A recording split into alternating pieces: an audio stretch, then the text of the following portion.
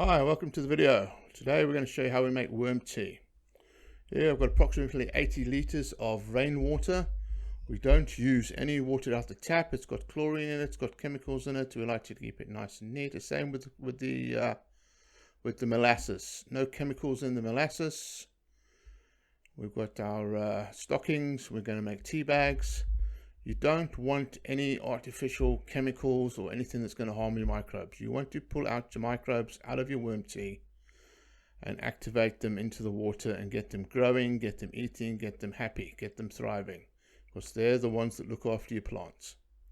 So just putting our worm castings into our tea bags. And I found anything over 1.5 liters to 2 liters, all depending on how wet it is. And you just shake it all up so we get the bag down to the bottom of the barrel. We make sure it's all nicely packed in there. We can get the water flowing through it.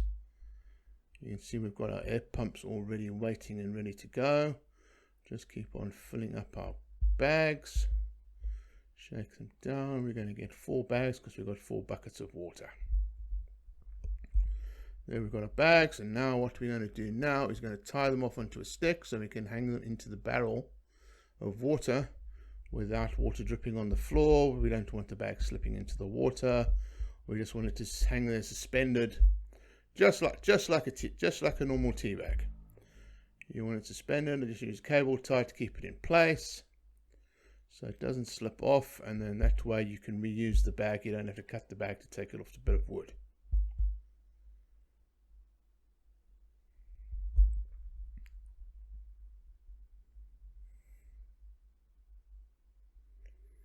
Wrap it around to secure it, tie it down with a cable tie, and there we go.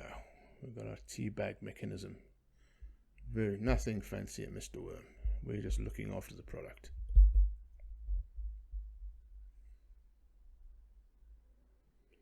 Everything's in there. Now we're going to add 1 tablespoon of molasses to each bucket of water. I like to keep a teaspoon stood in a cup of boiling water. It makes it come off a whole lot easier. Just want to get all of that whole tablespoon into the water, and then we're going to start and pull on the air pumps and get everything going. We've hooked up the air pumps. We're going to get them started, and you'll see it's bubbling away nicely. It starts to bubble away. Get some oxygen, get some sugar, get those little microbes happy.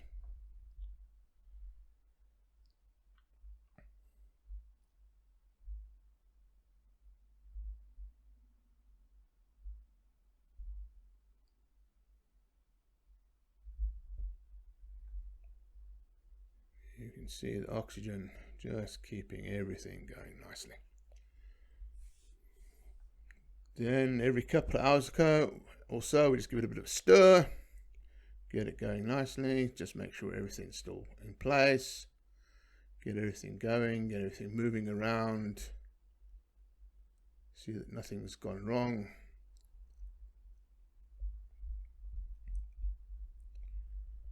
And we like to run this for a minimum of 24 hours. 24 hours is the minimum time.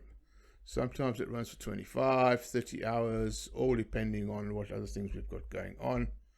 But nothing less than 24, and probably best not to run it more than 36, because microbes are funny little things. Too much oxygen, too much sugar, they don't really like it. So you've got to get a balance right. 24 hours, you're good, they're happy, they're still alive, because the last thing you want is all your microbes dying.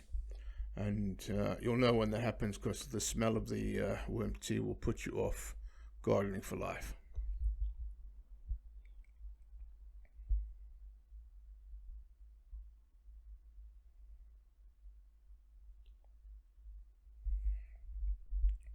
So it's now the next day.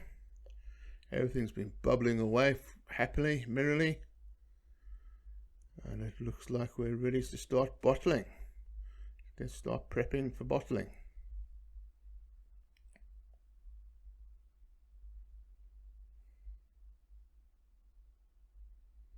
You can see it's got that nice deep brown color that all our worm tea has. not the black stuff, not the leach it. This is worm tea.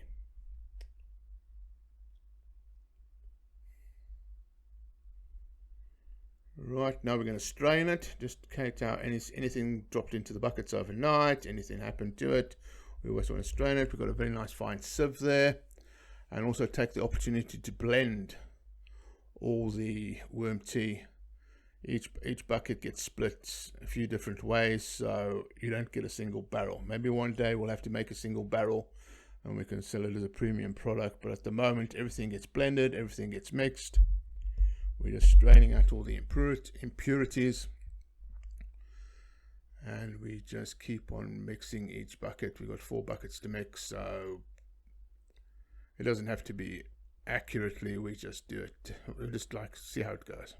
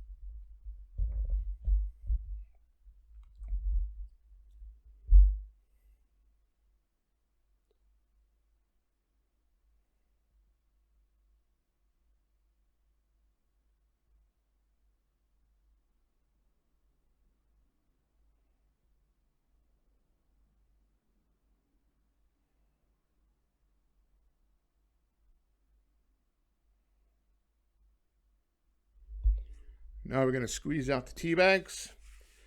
They've been in the water, so they're quite wet. We need to just squeeze out all that last bit of goodness out of there. Any little microbes hiding behind, we need them into this stuff. Just brute force, trying to get them out, trying to get it out. It's quite hard on the hands, but it's worth it. And then we'll just add that goodness juice to our buckets before we get ready for bottling.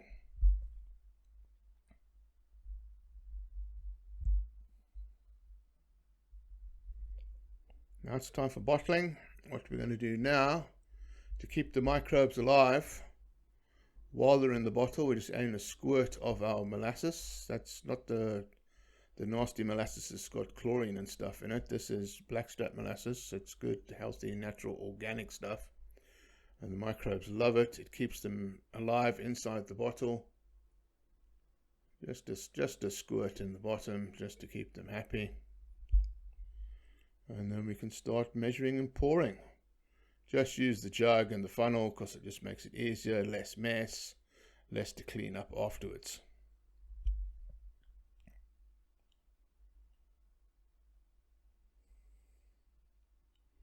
As Mr. Worm, we do the 5 litres, we do the 2 litres. We're making 5 litres because we've got the market coming up this week, and they seem to be the best seller, so we're making lots of those.